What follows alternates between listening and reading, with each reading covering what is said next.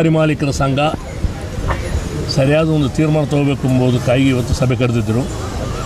ಸ್ವಲ್ಪ crusher ಮಾಲೀಕರಿಗೂ lorry ಮಾಲೀಕರಿಗೂ ಸ್ವಲ್ಪ difference of opinion ಆಗಿದೆ. ಇಲ್ಲಿ ಆನೇಕಲ್ಲಿಂದ ಇಡೀ ಬೆಂಗಳೂರು ಹೋಗೋ ಜಲ್ಲಿ ಕ್ರಷರ್ದು ಹೋಗ್ತಾ ಇದೆ.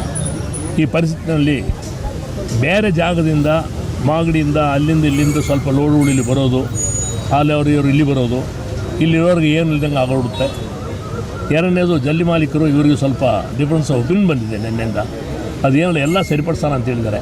ನಾಳೆ ಬೆಳಿಗ್ಗೆ ಜಲ್ಲಿ ಮಾಲೀಕರಿಗೂ ಮತ್ತು ಲಾರಿ ಮಾಲೀಕರಿಗೂ 11 ಗಂಟೆಗೆ ಇಲ್ಲಿ ಆನೇಕಲ್ಲಲ್ಲಿ ಮೀಟಿಂಗಲ್ಲಿ ತೀರ್ಮಾನ ಮಾಡಿ ಒಂದು ಸರಿಯಾದ ನಿರ್ಧಾರ ತಗೊಳ್ಳೋಕ್ಕೆ ಇಬ್ಬರು ಒಪ್ಪಿದ್ದಾರೆ. ನಾಳೆ ತೀರ್ಮಾನ ಮಾಡಿ ಅದು ಹಿಂದೆ ಏನಾಗುತ್ತೆ ಅಂತ ಹೇಳ್ಬಿಟ್ಟು ನಿಮ್ಗೆ ತಿಳಿಸ್ತೀವಿ. ಧನ್ಯವಾದಗಳು. ಜೈ ಹಿಂದ್. ಸರ್, ರೇಟ್ ಏನಾದ್ರು ಕಮ್ಮಿ ಮಾಡ್ತಾರಾ ಇಲ್ವಾ? ಏನೋ ಇಲ್ಲ, ರೇಟಿನ ಸುದ್ದಿ ಏನು ಮಾತಾಡಿಲ್ಲ. ಇವಾಗ ಪ್ರಾಬ್ಲಮ್ ಏನಿದೆ ಅಂತ ಹೇಳ್ಬಿಟ್ಟು ಹೇಳಬೇಕು. ಸರ್ಕಾರದ ಪ್ರಾಬ್ಲಮ್ ಏನಿದೆ ಅಂತ ಅದನ್ನು ಮಾತಾಡಬೇಕು ಇದ್ರ ಜೊತೆಗೆ. ಯಾಕಂದರೆ ನಮಗೆ ಜಲ್ಲಿ ಇವಾಗ ತಮಿಳ್ನಾಡಿಂದ ಬರ್ತಾ ಇಲ್ಲ. ಆದ್ದರಿಂದ ಇಲ್ಲಿ ಜಲ್ಲಿ ಮಾಲೀಕರು ಕೂಡ ಇದನ್ನು ಕಿರುಕುಳ ಇರಬಾರ್ದು, ಅದೇ ಥರ ಲಾರಿ ಮಾಲೀಕರು ಕಿರುಕುಳ ಇರಬಾರ್ದು. ಹಂಗಂತ ಹೇಳ್ಬಿಟ್ಟು ಮಾನ್ಯ ಮುಖ್ಯಮಂತ್ರಿಗಳಿಗೆ ಪತ್ರ ಮೂಲಕ ತಿಳಿಸಿ ಒಂದು ಸರಿಯಾದ ನಿರ್ಧಾರ ತಗೊಳ್ಳೋಣ ಅಂತ ಇವತ್ತು ತೀರ್ಮಾನ ಮಾಡಿದ್ವಿ.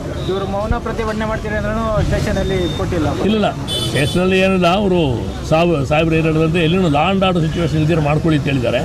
ಅವರು ಲಾರಿನ ಅವ್ರು ನಿಲ್ಲಿಸ್ಕೊಳ್ಳಿ ಬೇಡ ಅಂತ ಹೇಳಿಲ್ಲ. ಯಾವ ಲಾರಿನೂ ಹೋಗಿ ತಡೆ ಮಾಡೋದು ಬೇಡ ಅಂತ ಹೇಳ್ಬಿಟ್ಟು DSP ಸಾಹೇಬ್ರು ಹೇಳಿದ್ದಾರೆ. ಅದೇ ಪ್ರಕಾರ ನಾವು ಮಾಡ್ತೀವಿ. ಯಾವ ಗಾಡಿನ ನಾವು ಹೋಗಿ ತಡೆ ಮಾಡಲ್ಲ. ನಮಗೇನೋ ನೋವಿದ್ದರೆ ನಮ್ಮ ಗಾಡಿನ ನಾವು ನಿಲ್ಲಿಸ್ಕೊಳ್ತೀವಿ ಅಷ್ಟೇ. ಆದ್ದರಿಂದ ನಾಳೆ ಒಂದು 10 ಗಂಟೆಗೆ ಒಂದು ನಿರ್ಧಾರ ತೊಗೊಂಡು, ಯಾಕಂದರೆ ಅಣ್ಣ ತಮ್ಮ ಥರ ಇದ್ದಾರೆ, ಒಂದು ಸ್ವಲ್ಪ ಡಿಫ್ರೆನ್ಸ್ ಒಪಿನಿಯನ್ ಬರುತ್ತೆ, ಅದನ್ನು ಸರಿ ಮಾಡೋಣ ಅಂತ ನಾವು ತೀರ್ಮಾನ ತೊಗೊಂಡಿದ್ದೀವಿ. ಧನ್ಯವಾದಗಳು.